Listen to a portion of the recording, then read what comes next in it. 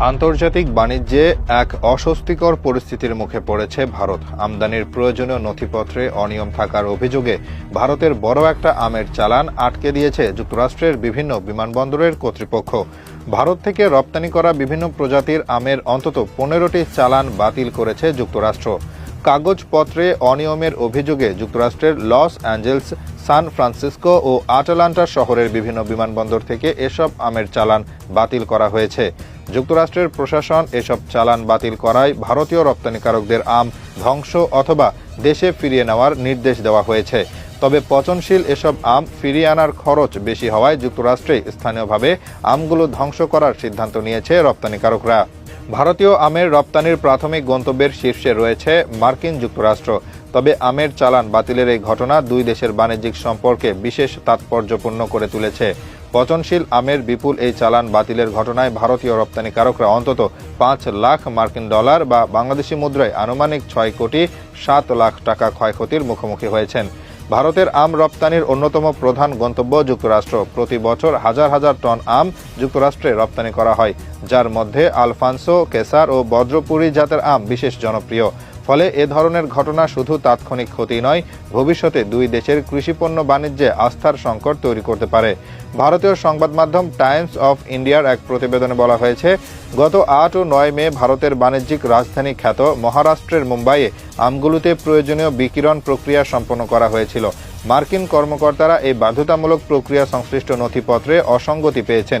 সাধারণত এই প্রক্রিয়ার মাধ্যমে নির্দিষ্ট মাত্রার বিকিরণ প্রয়োগ করে ফলের পোকামাকড় ধ্বংস ও সংরক্ষণের সক্ষমতা বৃদ্ধি করা হয়। মুম্বাই থেকে যুক্তরাষ্ট্রে পাঠানো আমে কোনো ধরনের পোকা না থাকলেও পোকা নিয়ন্ত্রণ সংক্রান্ত কাগজপত্রে প্রশাসনিক ভুলের কারণে এই সমস্যার সৃষ্টি হয়েছে। বিকিরণ প্রক্রিয়া হলো একটি আধুনিক ও বৈজ্ঞানিক প্রযুক্তি, যার মাধ্যমে নির্দিষ্ট মাত্রার গামা রশ্মি ফলের উপর প্রয়োগ করা হয়। এই প্রক্রিয়ার মূল উদ্দেশ্য হলো ফলের ভেতরে ও বাইরে থাকা পোকামাকড় ধ্বংস করা, সংরক্ষণ ক্ষমতা বৃদ্ধি করা এবং জীবাণুমুক্ত রাখা।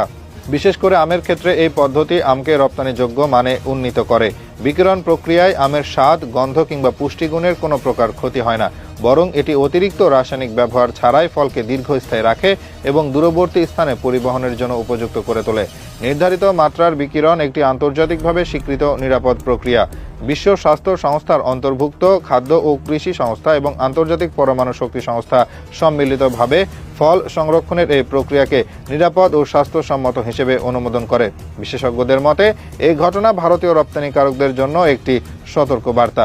আন্তর্জাতিক মানদণ্ড অনুযায়ী সঠিক ও পূর্ণাঙ্গ নথিপত্র প্রস্তুত করা এবং তা যাচাই বাছাই করার ক্ষেত্রে আরও কঠোর মনোযোগ দিতে হবে। সামান্য প্রশাসনিক ত্রুটির কারণে একটি বড় বাজারে প্রবেশের সুযোগ হাতছাড়া হয়ে গেলে শুধু আর্থিক ক্ষতি নয়, সুনামও বিঘ্নিত হয়। যুক্তরাষ্ট্রের কৃষি দপ্তর বা ইউএসডিএ থেকে ভারতীয় এক রপ্তানিকারকের কাছে পাঠানো বার্তায় বলা হয়েছে, মার্কিন শুল্ক ও সীমান্ত সুরক্ষা বিভাগ ভুলভাবে ইস্যু করা PPQ-203 এর কারণে আম আমদানির অনুমতি দেয়নি। এতে বলা হয়েছে চালানটি পুনরায় রপ্তানি অথবা ধ্বংস করে ফেলতে হবে এবং এক্ষেত্রে এই চালানের কোনো ব্যয় যুক্তরাষ্ট্রের সরকার বহন করবে না। ইকোনমিক টাইমসের প্রতিবেদনে বলা হয়েছে, মুম্বাইয়ের নবী মুম্বাইয়ে অবস্থিত একটি কেন্দ্রে ওই বিকিরণ প্রক্রিয়া সম্পন্ন করা হয়েছিল। সে সময় যুক্তরাষ্ট্রের কৃষি দপ্তরের একজন প্রতিনিধি পুরো প্রক্রিয়া তদারকি করেছিলেন। মার্কিন ওই প্রতিনিধি PPQ-203 ফর্ম যাচাই ও অনুমোদন দেন, যা যুক্তরাষ্ট্রে আম রপ্তানির জন্য বাধ্যতামূলক। ভারতের রপ্তানিকারকদের মতে আমের চালান যুক্তরাষ্ট্রে প্রবেশের শর্ত পূরণে ব্যর্থ হয়েছে বলে জানানো হয়েছে। বিশেষ করে বিকিরণ প্রক্রিয়া সংক্রান্ত শর্ত পূরণ করা হয়নি বলে যুক্তরাষ্ট্রের কর্তৃপক্ষ জানিয়েছে। রপ্তানিকৃত আমের চালান গত 9 থেকে 11 মে পর্যন্ত লস অ্যাঞ্জেলসের বিমানবন্দরে আটকা ছিল। পরবর্তীতে তা ধ্বংসের নির্দেশ দেওয়া হয়। রপ্তানিকারকদের দাবি, এ ভুল তাদের নয়, বরং মুম্বাইয়ের রেডিয়েশন কেন্দ্রে কাজ করা কর্মকর্তাদের ভুলেই এসব ঘটনা ঘটেছে। কেন্দ্রটি পরিচালনা করে Maharashtra state agricultural marketing board বা MSAMB এবং সেখানে ইউএসডিএ এর একজন কর্মকর্তা তত্ত্বাবধান করেন। তাদের প্রশ্ন, যদি প্রক্রিয়া ঠিকমতো না হতো তাহলে ইউএসডিএ এর কর্মকর্তা ছাড়পত্র কিভাবে দিলেন? কোনো আমে পোকামাকড় পাওয়া যায়নি, শুধুই কাগজপত্রে ভুল ছিল, তাহলে দোষ আমাদের কেন দেওয়া হচ্ছে? এ বিষয়ে ভারতের বাণিজ্য মন্ত্রণালয়ের আওতাধীন আপিডা বিষয়টি স্বীকার করলেও বিস্তারিত কিছু জানায়নি। তারা বিষয়টি MSAMB এর অধীনে পড়ে বলে জানানো হয়। তবে MSAMB এখনও কোনো মন্তব্য করেনি। তবে ভবিষ্যতে যাতে এমন ঘটনা না ঘটে সেজন্য ডিজিটাল সার্টিফিকেশন সিস্টেম চালুর উদ্যোগও নেওয়া হচ্ছে। আমের বিশাল চালান বাতিলের এই ঘটনার মাঝে একটি দ্বিপাক্ষিক বাণিজ্য চুক্তি স্বাক্ষরের দিকে এগোচ্ছে ভারত ও যুক্তরাষ্ট্র। মার্কিন প্রেসিডেন্ট ডোনাল্ড ট্রাম্প বলেছেন, ভারত প্রায় শূন্য শুল্কের একটি প্রস্তাব দিয়েছে। চুক্তির প্রথম পর্যায়ে আগামী কয়েক মাসের মধ্যেই সম্পন্ন হওয়ার সম্ভাবনা রয়েছে। যুক্তরাষ্ট্রে অবস্থিত ভারতীয় দূতাবাস এই ইস্যুটিকে গুরুত্ব সহকারে পর্যবেক্ষণ করছে। তারা বলছে, দুই দেশের মধ্যে কৃষিপণ্য রপ্তানিতে দীর্ঘদিনের সহযোগিতা রয়েছে এবং একে আরও শক্তিশালী করতে এমন ভুল বোঝাবুঝি দ্রুত নিষ্পত্তি করা প্রয়োজন।